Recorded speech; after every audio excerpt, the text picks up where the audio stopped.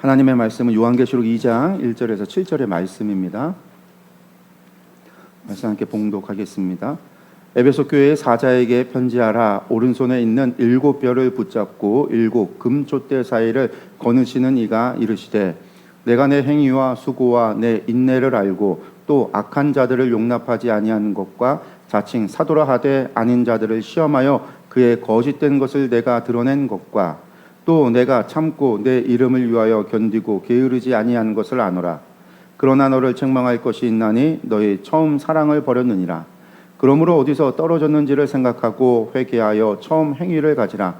만일 그러하지 아니하고 회개하지 아니하면 내가 내게 가서 내 촛대를 그 자리에서 옮기리라.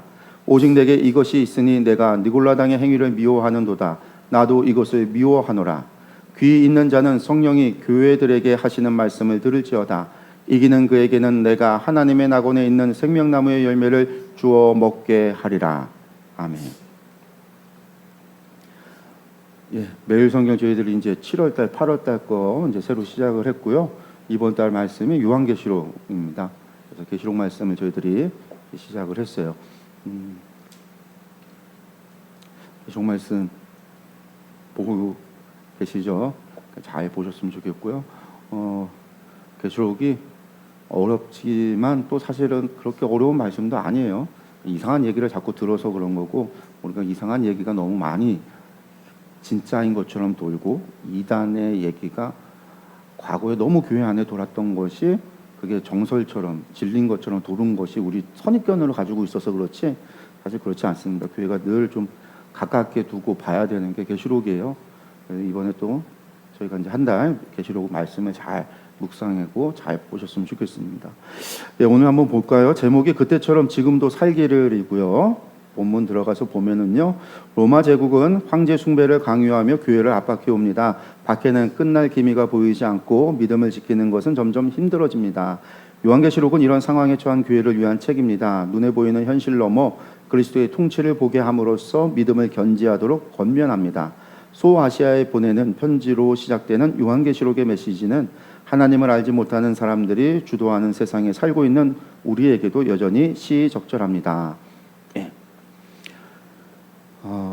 요한계시록이 1세기 말에 쓴 거예요. 편지입니다. 편지. 요한계시록도 편지예요. 바울 서신처럼 소아시아에 있었던 교회들에게 보냈던 편지고요. 그때 활동했던 당시 로마 황제가 도미티아누스 황제인데, 이 도미티아누스 황제가 많은 교회를 박해했고, 교회만 박해한 게 아니고요, 자기의 정치적 정적들을 아주 제거하는, 그래서 이제 공포 정치라고 그러죠. 95년, 96년에 걸친 공포 정치를 해서 많은 사람을 죽이고 하는 일들을 해서 결국은 반역에 의해서 살해당해요. 이 도미티아누스 황제가. 그 시기에 요한계시록이 기록이 됐습니다. 그리고 이 시기에 이 에베소 교회를 비롯해서 소아시아에 있는 교회들에게 요한이 편지를 쓴 게 계시록인데, 그 지역에 있었던 교회들이 여러 가지 박해 상황, 여러 가지 문제들을 가지고 있었어요. 에베소 교회도 문제가 있었던 거죠. 오늘 편지에도, 오늘 에베소 교회에게 보낸 편지에도 보면 여러 가지 문제들이 좀 나타나요. 그 가운데 하나가 이제 우리가 에베소 교회 하면 늘 딱 머릿속에 박혀 있는 게 하나 있어요. 그러니까 편지 내용들을 보면 칭찬하는 내용도 있고 책망하는 내용도 있고 에베소 교회에게 주시는 하나님의 약속도 있고, 그런데 그중에 이제 책망하는 내용이 뭐냐면 첫사랑을 잃어버렸다. 그래서 이제 에베소 교회 하면 우리가 늘 머릿속에 박혀 있는 게 첫사랑을 잃어버렸다라는 거고요. 그래서 우리가 이제 에베소 교회에 관련된 이 본문 말씀으로 설교를 들을 때, 설교를 할 때도 늘 첫사랑을 회복해야 합니다라는 이야기, 주제를 늘 이야기를 합니다. 그러니까 오늘 제목도 그렇죠. 그때처럼 지금도 살기를. 그러니까 그때처럼이라는 건 첫사랑이 있었던 그 열정을 가지고 지금도 살기를라는 제목이에요. 그냥 제목만 봐도 오늘 무슨 얘기를 하는구나라는 걸 충분히 이해할 수 있어요. 그러니까 에베소 교회에 그런 문제가 있었는데, 첫사랑을 잃어버렸다라는 거는 한마디로 열정을 좀 잃어버렸다, 교회가 열정을 잃어버린 상태다라는 거고요. 뿐만 아니라 교회 안에 또 문제도 있어요. 교회 안에 문제가 뭐냐면 오늘 말씀에는 니골라당이라고 이야기하는 그런 당파가 교회 안에 문제를 일으켰다라는 거예요. 이 부분이 오늘 본문에 나오는데, 그런 문제가 있어서 그런 문제를 가지고 있는 교회에 그럼 뭘 하는 거예요? 권면하고 그런 문제로부터 극복해서 신앙을 지켜라 라는 내용의 이야기인 거죠. 그러니까 오늘 말씀 이제 그런 이야기를 생각을 하면 되겠죠. 예, 볼까요? 보면 문제를 보면요. 에베소 교회 사자에게 편지하는 이가 누구입니까? 라고 했는데 물론 이건 사도 요한이 쓰는 거지만 누구에게 계시를 받아서 이 편지를 쓰는 거냐면 요한이 본 환상, 계시록이 요한이 본 환상을 보고 그것을 전하라고 해서 전하는 건데 요한이 본 환상 가운데 첫 번째 환상이 그거예요. 7 금촛대 사이를 거느시는 분의 환상을 보는데 그분이 누구냐라는 거죠. 그게 1장에 나오는 이야기인데 우리는 지금 2장 보잖아요. 1장의 말씀 보면은 이미 보셨잖아요. 7 금촛대 사이를 거느시고 하얀 옷을 입고 눈은 불꽃같이 빛나고 발은 주석과도 같고 입에서는 검이 나오고 우레소리와 같은 소리가 나오고 그분이 누구라고 그랬어요? 보면 내니 두려워하지 말라. 요한이 보고 두려워했더니 예수님이었단 말이에요. 예수님. 그러니까 여기 말씀에 보면 오른손에 7뼈를 붙잡고 7 금촛대 사이를 거느시는 이가 이르시되라고 했는데 이 오른 7뼈를 붙잡고 금촛대 사이를 거느시는 이가 누구냐? 요한이 봤던 환상에 예수님이셨다라는 거죠. 예수님이시다라는 거예요. 뿐만 아니라 요 앞에 7뼈를 뭐냐라고 할 때 7뼈는 뭐라고 그랬냐면 7교회의 사자라, 지도자들이라는 거였어요. 그러니까 그게 상징하는 바가 뭐냐면 7교회가 어려움이 있지만 그 지도자들을 누가? 예수님이 붙잡고 있다. 함께하고 있고 붙잡고 있고 쓰러지지 않게 붙잡고 있으니까 두려워하지 말라. 그런 의미가 담겨 있는 거죠. 예수님이시다라는 거예요. 두 번째 문제 보면요. 에베소 교회가 행한 수고와 인내는 구체적으로 무엇입니까? 라고 했는데 이들의 수고, 칭찬하는 거예요. 악한 자들을 용납하지 않은 것, 자칭 사도라 하는 거짓 사도를 시험하여 드러낸 것. 그러니까 자칭 사도라고 해서 거짓 사도들이 들어왔는데 그들을 갖다가 시험하여 드러내서 결국 교회 안에서 쫓아내고 추방한 거죠. 오늘날로 이야기하면 뭘까요? 이단들을 시험하여 찾아내서 교회 안에서 이단들을 쫓아냈다라는 거죠. 주님의 이름을 위하여 견디고 게으르지 않은 것, 이야기는 뭘까요? 주님을 위하여, 주님의 이름을 위해서 고난과 핍박이 와도 그것을 견디고 이겨냈다. 당시에 주님의 이름을 위해서라는 얘기는 뭘까요? 예수님을 믿는다라는 것으로 인해서 박해를 받았는데 어디서 1차적으로는 어디서 박해를 받냐면요. 유대인들 같은 경우는 예배를 회당 가서 드렸단 말이에요. 기드리스도인들도 회당에서 예배 드렸거든요. 회당에서 쫓겨나요. 유대인들이 예수님 믿으니까 기독교인들이 예수님에 관해서 얘기하니까 회당에서 유대인들이 싫어하죠. 그러니까 갈등이 일어나서 회당에서 쫓아내요. 그래서 기독교인들이 회당에서 모여서 같이 예배를 드리다가 결국 회당에서 쫓겨나게 돼요. 예수님 때문에, 예수님의 이름 때문에. 이제 이 이야기가 7교회 이야기들 속에 나와요. 회당에서 유대인들로부터 쫓겨난 이야기들이.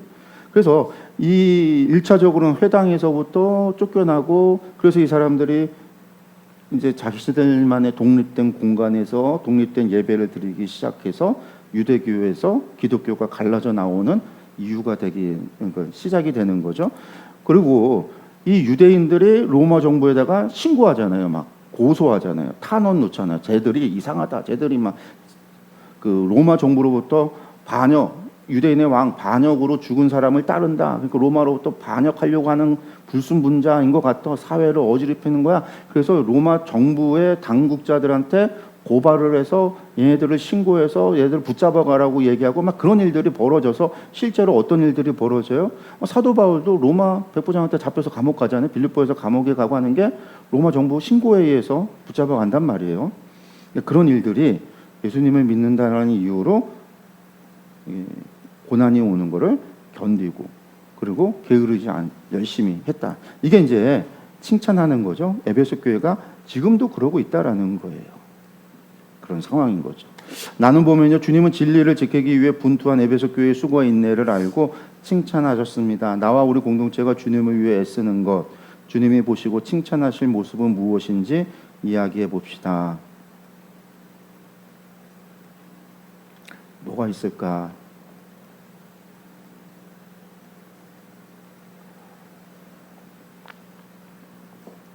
제가 요구하면서 어제 좀 반성을 했어요. 무슨 반성을 했냐면 고민을 하다가 저희 교회에서 뭐 저희 뭐 충주 하마 한다고 목사님들 하마 성경학교 하고 하는 거 선교 그것도 선교죠. 선교를 하고 목사님들 섬기고 말씀을 전하고 말씀을 통해서 말씀을 알고 하나님의 말씀을 바로 전할 수 있도록 교회 가운데 하나님의 말씀이 잘 선포되게 하기 위한 선교의 목적으로 하는 일들인데 어떻게 보면 저는 이렇게 하니까 그리고 사모 같은 경우도 와서 간식을 준비하고 이렇게 하고 하니까 이게 섬긴다라고 하는 것을 느낄 수 있는데 성도님들은 전혀 못 느끼잖아요. 하는 것도 안 보고 보이지 않고 와서 안 하고 뭐 그런 것들에 대해서 못 느끼니까 이런 거에 대해서 그냥 뭐 하지? 난 예배만 드리고 헌금만 내고 그 헌금이 그래서 섬기는 일에 간식비로 사용되거나 그런 거에 뭐 흘러가기는 하지만 전혀 피부에 와닿지 않는 거잖아요. 그러니까 피부에 와닿지 않는데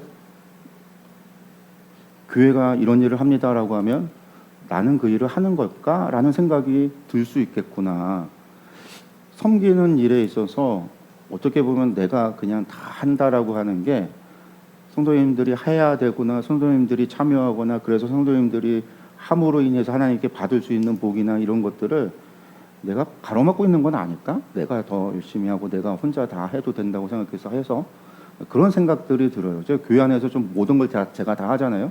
예배 때 기도도 제가 다 하고 대표 기도도 웬만함이 아니라 처음에는 좀 이렇게 대표 기도 돌아가면서 했는데 부담스러워하는 분들이 많고 그래서 지금 제가 다 하는데 시킬까 하다가 돌려볼까 하다가도 지금 그런 마음도 들고 교회를 청소하는 거나 이런 것도 그냥 그렇고 전도지를 돌린다거나 뭐 이런 것들도 그렇고 그러니까 여러 가지 일들이 교회에서 이렇게 하는 거에 대해서 그러니까 저거 하는 거는 저는 목회자니까 제가 이거를 한다라고 하는데 성도님들한테 이런 것들을 할 수 있는 기회의 자리 이런 거를 해서 성도님들이 그것에 동참해서 어쨌든 그 일에 내가 지금 하고 있다라는 걸 느낄 수 있도록 그리고 느끼고 또 그 일이 정말 하나님 앞에 보시기에 아름다워 보일 수 있는 일을 해야 되는 것이 또 목회자의 사명인데 교회가 작고 성도님들이 또 적고 성도님들이 또 일을 하시고 그런 것들 때문에 그냥 내가 다 해야 한다라고 생각을 해서 하다 보니까 스스로 내가 그런 것들을 다 맡고 있는 건 아닐까 그런 생각을 좀 가졌어요. 그래서 이거는 좀 내가 바꿔야 되겠구나. 이게 지금 다 내가 혼자서 다 해야 될 게 아니구나.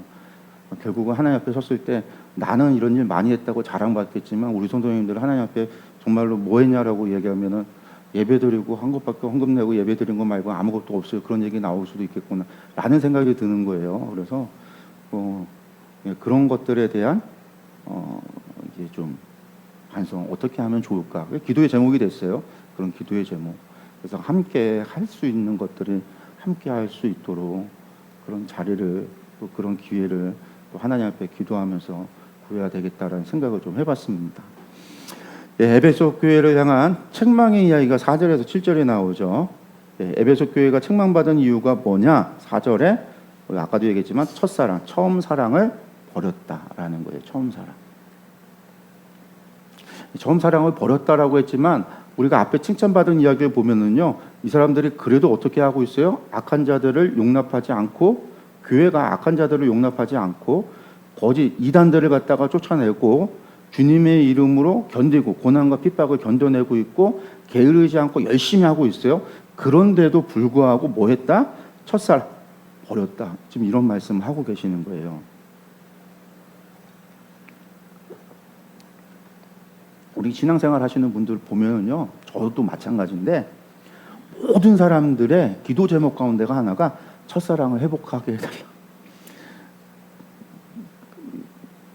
이게 사실은 제가 예전에도 이런 거 제가 이제 설교하거나 집회 가거나 이럴 때 많은 제가 늘 얘기하는 것 가운데 하나인데 이건 문제가 있는 거거든요. 사실은 뭐냐면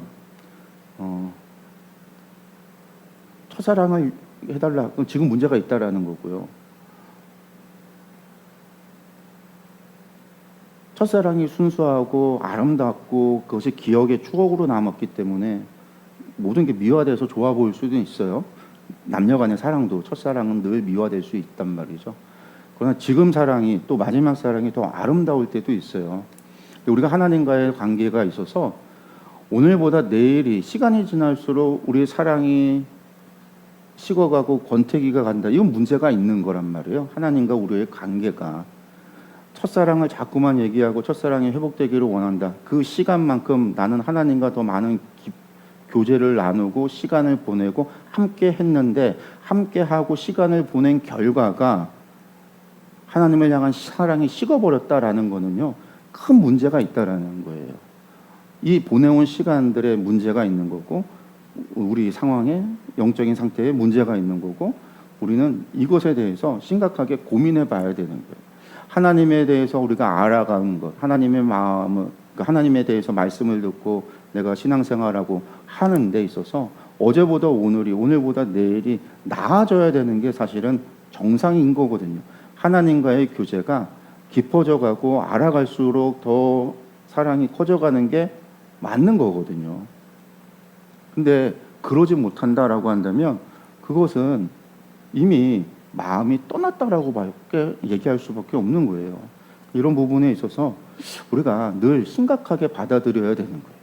우리가 첫사랑을 회복해야 된다라고 하는 기도 제목에 대해서 그냥 이것이 단순한 기도 제목이 있으면 뭐예요? 할 때 기도 나눌 때 첫사랑 회복하게, 그러니까 이렇게 말하고 넘어가야 되는 이야기가 아니라, 그런 문제가 아니라 어느 때는 하나님이 세상을 이처럼 사랑하사 독생자를 주셨으니 이 말씀만 생각해도 막 가슴이 뜨거워지고 막 눈물이 나고 기도하다가 어느 순간 이 말씀을 해도 그냥 무감각해져 버려서 그냥 아무 감동이 느껴지지 않는다라고 한다면 이미 그 마음이 죽은 것과 같은 거예요. 그렇게 되어져서는 안 되는 거거든요. 그 사랑에 문제가 있는 거죠. 그러니까 이제 그러면 왜 그렇게 되었을까라고 하는 것을 우리가 생각해 봐야 돼요. 그 얘기는 너무 일방이었던지, 교제에 문제가 있었던지, 우리가 실제로 사람과 사람이 사랑해서 함께 하다 보면요, 되게 좋다가 결혼하고 나면 맨날 싸워요. 어느 정도 떨어져 있으면 좋다가 붙어 있으면 맨날 싸워요. 붙어 있을 때 싸우는 이유가 뭐예요? 안 맞아서 싸우는 거잖아요. 안 맞아서 싸우는데 서로에 대해서 배려해 주지 않기 때문에 또 싸우는 거예요. 이해해 주지 않기 때문에 싸우는 거예요. 우리 하나님과 우리의 관계가 그런 관계는 아니란 말이에요. 약간 떨어져 있다가 좋아서 첫사랑했는데 하나님과 함께하고 나니까 이해하지 못하겠고 배려해 주지 않아서 하나님과 싸워져서 감정이 소모가 되어져서 이제 하나님과 좀 떨어져 있고 싶고 하나님 사랑이 좀 식어 있고, 그런 관계가 아니라고요. 하나님과 우리의 관계가 그런 관계가 아니란 말이에요. 인간적인 관계가 그런 관계가 아니라는 거죠. 근데 우리가 하나님과의 교제를 어떻게 보면 그렇게 가져간다라는 거예요. 왜? 일방적으로. 신앙생활이 늘 하나님 앞에 기도로서 구하고 일방적인 구함. 하나님과 우리의 교제가 그냥 일방 통행이에요. 그냥 계속 구하는 거예요. 하나님이 뭔가 응답이 주시면 좋아져서 응답.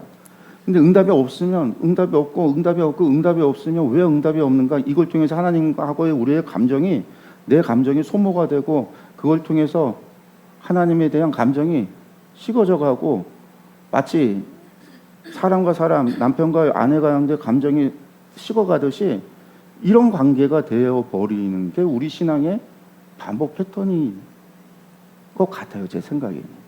그런 일반적인 하나님과 교제가 아니라, 교제를 통해서 하나님과의 사랑을 이루어가는 그런 관계가 아니라 그냥 일방적으로 하나님 앞에 구하는 관계로서 우리가 신앙생활을 늘 그렇게 해왔거든요. 교회에서 신앙생활을 배우면 맨날 기도하면서 구하고 달라고 이걸 빼버리면, 우리가 이걸 빼버리면 기도할 줄을 몰라요. 어떤 기도를 해야 될 줄도 몰라요. 당장 하나님 앞에 무엇을 달라고 하는 기도를 빼보세요. 여러분들의 기도에서 여러분 어떤 기도를 하시겠어요? 그러니까 우리가 이런 부분이 하나님과 우리의 관계가 아주 일그러져 있구나라는 것을 깨달아야 돼요. 하나님과의 교제가. 그렇기 때문에 우리가 시간이 지날수록 하나님을 향한 우리의 사랑이 식어져 가는 거예요. 저는 이제 그렇게 봐요. 그러니까 이걸 회복해야 돼요. 하나님과의 관계를 일방적인 일방통행의 그런 관계가 되어져서는 안 되고. 그러니까 하나님이 독생자를 주셨다라고 했는데도 이게 그때는 그렇게 큰 하나님의 사랑과 은혜였는데 어느 순간 그게 크고 은혜가 아니에요. 별로 감동이 안 돼. 어쩌다가 어떤 부흥회나 집회나 가서 이제 막 하다가 오면 이제 한번 울고 감정적 고조가 일어나면 그때 한번 좀 은혜 받은 것 같고 나면 그냥 지나면 또 딱 끝나는 그런 신앙은 병든 거거든요. 병든 거. 건강하지 못해요.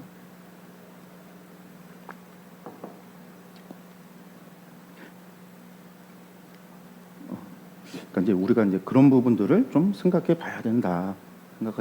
하나님과 나와의 교제가, 나는 하나님과 어떤 교제를 가지고 살아가고 있는가에 대해서 우리가 좀 심각하게 좀 고민하고 생각하고 되돌아보고 점검해야 된다라는 거죠. 예. 에베소 교회가 잘못된 행위에서 돌이키려면 어떻게 해야 합니까?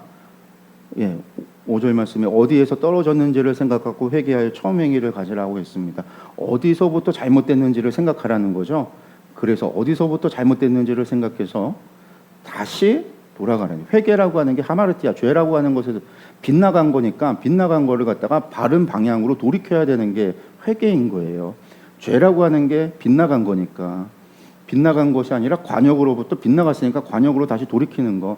내가 어디서 출발해서 어디서부터 잘못 나갔는가를 되돌이켜서 내가 어디서 떨어졌는가를 생각해서 그 출발선상에서 다시 시작해서 바르게 가야 된다라는 거예요. 우리가 뭘 잘못했는가에. 에베소 교회가 열정을 잃어버렸으면 열정을 되찾아야 되는데 그 열정이 무엇이냐부터 되돌아봐야 되는 거고, 우리 자신도 내가 하나님과의 관계와 교제가 무엇부터 잘못되어졌는가를 돌아봐야 되는 거예요. 내가 하나님과의 교제가 어디서부터 출발해 문제가 있는가를 되돌아봐야 되는 거죠. 교제가 일방적인 것이 무엇인가에 대해서 되돌아봐야 되는 거예요. 어디에서부터라는 거예요. 어디에서부터. 그러니까 제가 첫사랑이라고 한다면 내가 하나님을 만났을 때를 되돌아본다라고 한다면 하나님을 만났을 때 감사, 하나님의 그 사랑, 독생자를 주시기까지 우리를 사랑하셨던 하나님의 그 사랑, 주님의 그 십자가의 그 처절한 죽으심, 나를 위해서 그 피 흘려 죽으신 예수님의 그 놀라운 사랑, 그 은혜, 그거에 몸소리 쳤던 그 앞에서 그 무엇도 하나님 앞에 구하고 간구하고 하나님 뭐 해주세요 그런 말조차 꺼낼 수 없었던 내 자신. 근데 어느 순간 하나님 앞에 큰 소리 치면서 내놓으라고 하는 내 자신, 뭐부터 출발이 잘못되어졌는가를 되돌아봐야 되는 거예요. 내가 하나님 앞에 은혜 받았던 자리가 어디에서 있는지를 되돌아가는 게 첫사랑의 시작이에요. 거기에서 나의 열정이 어디서부터, 그때 내가 하나님께 예배드리기 위해서, 제가 얘기하잖아요. 학교에 자율학습 가야 되고 있어야 되는데도 나 예배드리겠다고 선생님한테 얘기하고 자율학습 예배를 드리러 갔던, 저희 특별히 반을 뽑아서 공부를 시키는 거기에서도 너는 예배드려가, 너는 신학교로 가야 되고 저는 예배드려야 되기 때문에 난 여기 있지 않겠다. 그걸 얘기하고 나왔던 저의 그런 것들이 예배드리는 게 더 우선이었고, 하나님의 생각할 때 그냥 그 은혜가 감사 거죠. 기도하면 1시간 2시간을 기도하면 하나님 앞에 내 죄로 인해서 하나님의 그 큰 사랑과 십자가, 그것을 생각할 때 회개와 눈물밖에 나오지 않았던 자리, 천부여 의지 없어 주님 앞에 손들고 온다라는 찬양을 수없이 부르면서 하나님 앞에 나아갔던 그 신앙의 모습에서 출발되어야 된다라고 저는 생각을 들어요. 그러니까 저의 경험으로 본다면.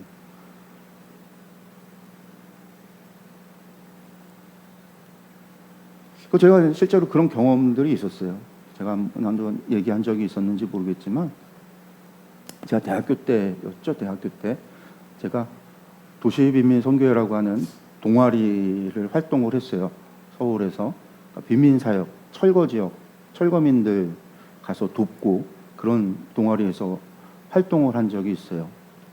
철거민들이, 철거가 한번 들어오면요 정말 무섭고 비참해요. 막 그분들이.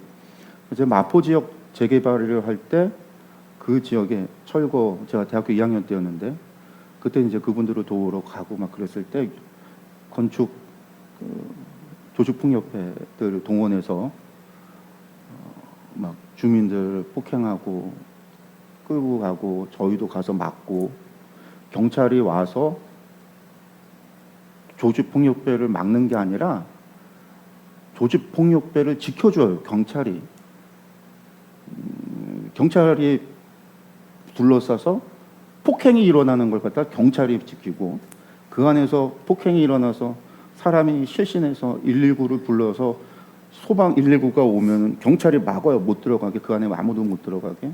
막 그런 일들이 벌어지는, 저도 그 자리에 있었고 그런 일들이, 그런 걸 경험하면서 하나님 앞에 막, 그때가 이제 한참 신학생 때 선과 악에 대한, 세상의 정의에 대한 고민들이 많을 때니까, 또 그런 사회 현실을 직접 경험하고 보고 하면서 그런 사회의 불의에 대해서 정말 분노하게 되고 그런 일들이 있죠.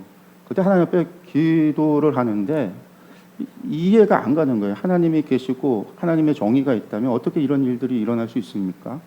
그날이 또 거의 그때가 이제 다 막 철거되고 막 무너지고 막 폭행되면서 사람 실려가고 막 그런 날이었어요. 그날 돌아오는데 서울에, 그 밤에 서울에 수없이 많은 십자가를 보면서 좀 큰 교회들이 여기 와서 야외 예배 한번 들어줘도 저 사람들 저렇게 함부로 못할 텐데 교회가 아무것도 안 하고 그렇게 예배만 들어줘도 와서 야외 예배 한 번만 들어줘도 될 텐데 교회의 정의는 어디 있고 하나님의 정의는 어디, 이해가 안 가는 거예요. 그런 선악, 악의 존재가. 하나님 앞에 막 그랬어요. 이해가 안 가는 거죠, 신학생 때. 기도도 안 나오고 하나님은 정말 살아계신가 막 이런 고민이 나오고, 그때 이제 선배한테 고민을 털어놨을 때, 그때 제가 이제 고민 털어놨던 선배가 지금 저희 지방에 같이 있는 목사님인데, 그 목사님이 저한테 얘기를 하더라고요. 그러면서 그러면 뭐 그냥 철학을 공부해라. 네가 그렇게 이제 제가 이제 못하겠다 막 그러고 하니까 그럼 철학을 공부해봐 뭐 하면서 얘기를 해줬어요. 그래서 제가 그때부터 온갖 철학을 파고 공부하고 하나님 앞에 그랬어요. 이성적으로 제가 이것을 이해하지 못하면 저 기도 못해요. 제가 하나님, 제가 이것을 이해하지 못하는데, 세상의 부조리와 이런 것들을 내가 이해하지 못하는데, 내 가슴이 내가 이성적으로 받아들이지 못하는데 내가 어떻게 이걸 가지고 설명하고 설교하고 어떻게 하냐. 하나님 좀 못하니까 이제부터 저는요 기도도 안 할 거고요, 말씀도 안 볼 거고요, 아무것도 안 할 거예요. 저를 이해시켜 주세요. 저를 좀 이해시켜 주세요. 이것에 대해서. 그랬더니 이제 저한테 그러면 철학을 공부하라고 그런 거예요. 그래서 제가 철학을 공부했어요. 대학교 2학년부터 군대 2년 갔다 오고 복학해서 3학년 그리고 4학년 거의 4년을 기도도 안 하고 말씀도 안 보고 철학을 대학교 졸업할 때까지도 계속 그랬어요. 그러다가 어느 순간 제가 이제 다시 하나님께로 이제 뭐 과정이 있죠. 그 과정 속에 제가 그럼에도 부인하지 못하는 하나님에 대한 저의 경험과 체험과 그런 것들이 있었기 때문에 다시 하나님 앞에 돌아오고 내 자리로 돌아가야 되겠다는 다짐이 쓰고 돌아가려고 하는데 쉽지가 않아요. 몇 년을 기도도 안 하고 말씀도 안 보고, 그러면서도 제가 전도사로서 일을 했어요. 전도사로서 교회 사역을 한 거예요. 정말 그때 사역했던 학생들 저기들한테 죄송한데, 근데 다시 돌아가려고 할 때 안 되는 거예요. 정말 기도도 안 나오고 이게 안 돼요. 한 걸음부터 하자. 한 걸음부터. 찬양을 하는데 너무 힘든 거예요. 막 찬양을 하는데 한 걸음부터 하자. 찬양에 내 마음을 담아보자. 이걸 표현해보자. 용기를 내서 손을 한번 들어보자. 찬양할 때 손을, 이쪽 손도 한번 들어보고 두 손을 들고 찬양을 해보자. 소리를 크게 내서 소리를 내서 해보자. 다음번에는 기도를 할 때 크게 해서 해보자. 다음번에는 방언으로 기도를 해보자. 한 걸음 한 걸음 한 거예요. 그게 한참. 그러면서 제 자리를 다시 시작하자. 처음 그 자리로부터. 그러면서 제가 돌아왔거든요. 그랬던 경험이 있어요.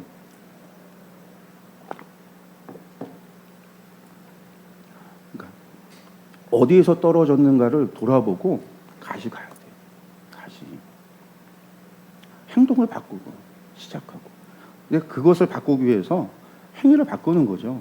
회개가 돌아가고 내가 나의 자리로 돌아가서 나의 신앙으로 돌아가서 내가 하나님을 섬기고 주의 일을 하는 데 있어서 이렇게 가죠. 그래서 새로 시작을 했어요. 새로. 안 되는 걸 한 걸음부터 시작하자고 해서 한 걸음. 그렇게 하면 될 것 같아요. 그렇게 하면. 회개라고 하는 것도 마찬가지예요. 여러분들. 우리가 하나님 만나서 확 변화가, 주님을 만나고 예수님 만나서 확 변화가 일어나는, 그냥 급진적인 확 변화가 일어나는 경우가 있어요. 그렇게도 변화가 돼요. 그런데 그것이 확 변화가 됐다고 끝나지 않아요. 어느 살다 보면은요, 또 낙심되고 뭐 할 때가 있어요. 근데 그때 첫 번째 경험과 같은 똑같은 경험이 일어나진 않아요.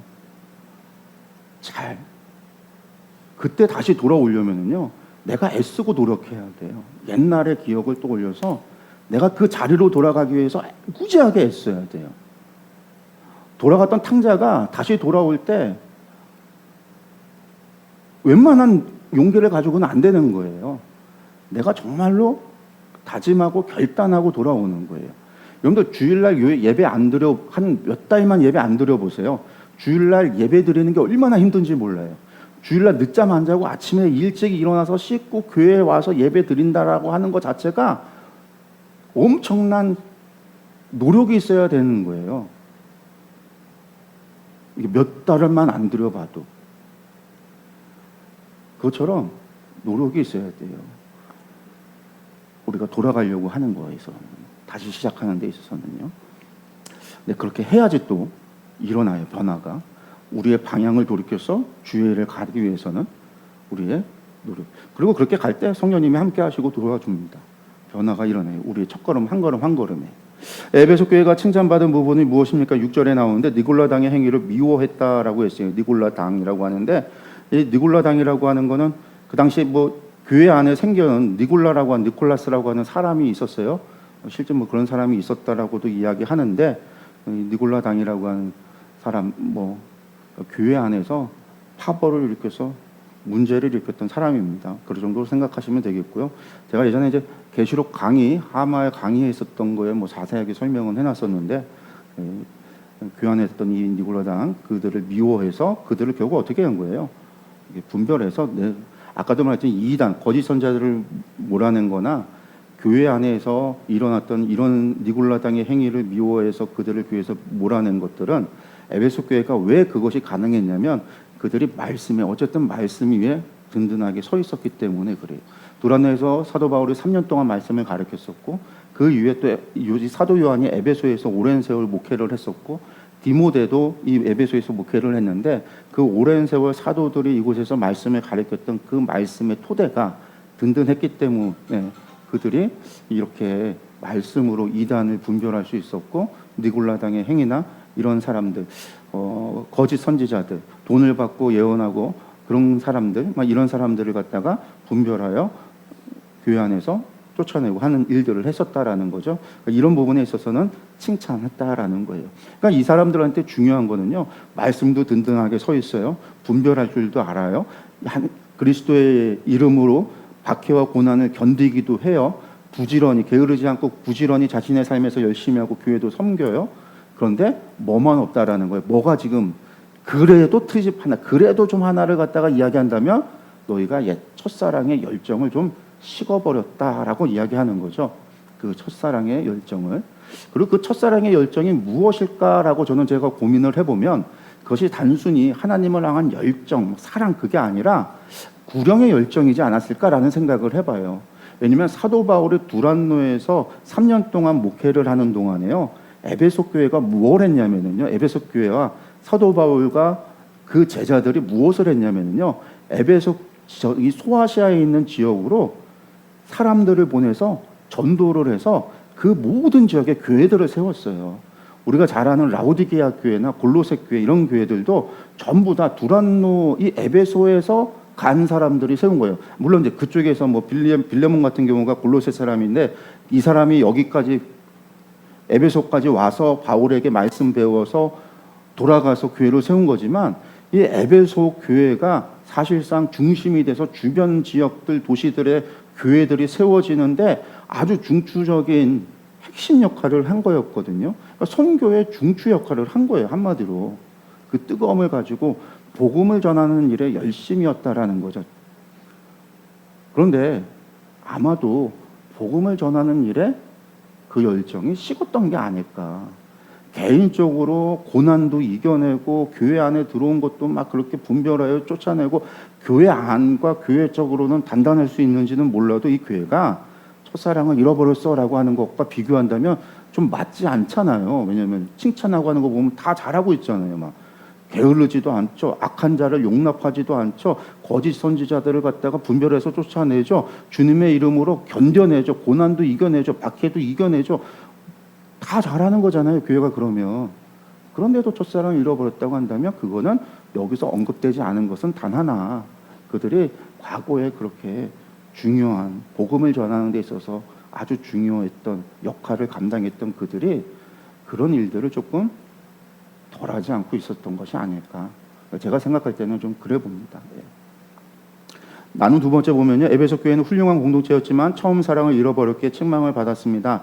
사랑을 잃어버려서 불거진 문제가 있다면 서로 나누고 어떻게 하면 사랑의 행위를 되찾을 수 있을지 이야기해 봅시다. 이거 제가 이제 아까 말씀을 이미 드렸고요. 에베소 교회는 세 번째 칭찬뿐만 아니라 처음 사랑을 회복하라는 시정 명령도 받았습니다. 사랑의 문제 외에 우리 공동체가 주님께 칭찬받는 교회가 되기 위해 개선해야 할 점이 있다면 이야기해 봅시다. 네.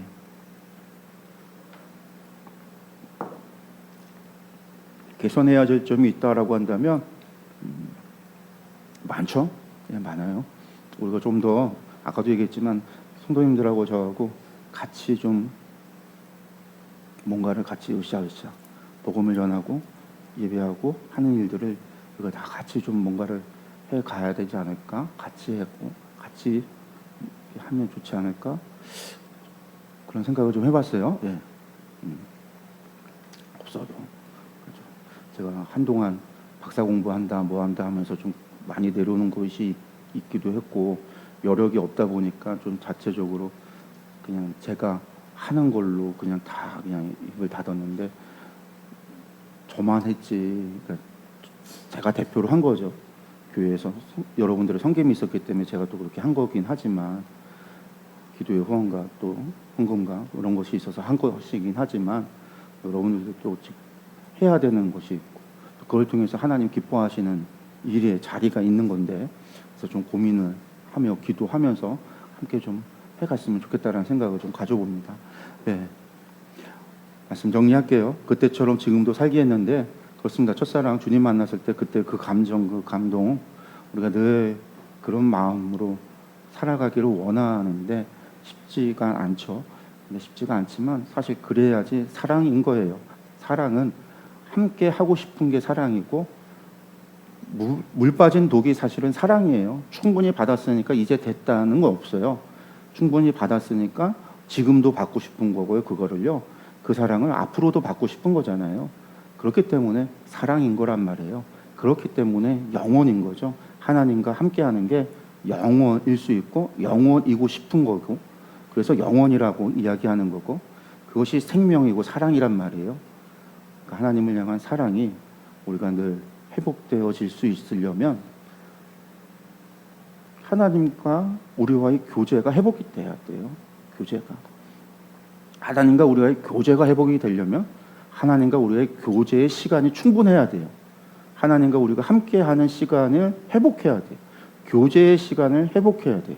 여러분들이 핸드폰과 함께하는 시간이 보다 여러분들이 유튜브와 함께하는 시간보다 여러분들이 게임과 함께하는 시간보다 여러분들이 친구들과 함께하는 시간보다 그런 시간들보다 우리가 하나님과 함께하는 시간, 하나님과 교제하는 시간을 회복하기 위해서 노력해야 된다라는 거죠. 그 시간을 통해서 우리가 절대적인 거예요. 하나님과의 교제가 회복해야 하나님과의 사랑, 관계도 회복되어져 간다라는 걸 우리가 기억했으면 좋겠어요. 예. 그것도 일방적인 관계가 회복된 게 아니에요. 교제가 아닙니다. 무조건 달라고 하는 관계가 교제가 아니에요. 그거는 일진과 피해자의 관계지. 하나님을 빵 셔틀로 쓰면 안 된다라는 거죠. 내 나라, 내 나라, 내 나라, 내 나라. 우리가 하나님과 교제라는. 하나님과 교제는 뭐냐? 또 기회가 되면 또 하나님과 교제가 뭔지 그리고 어떻게 해가야 되는지 이런 것들도 함께 나눠보도록 하겠습니다. 예, 기도하겠습니다.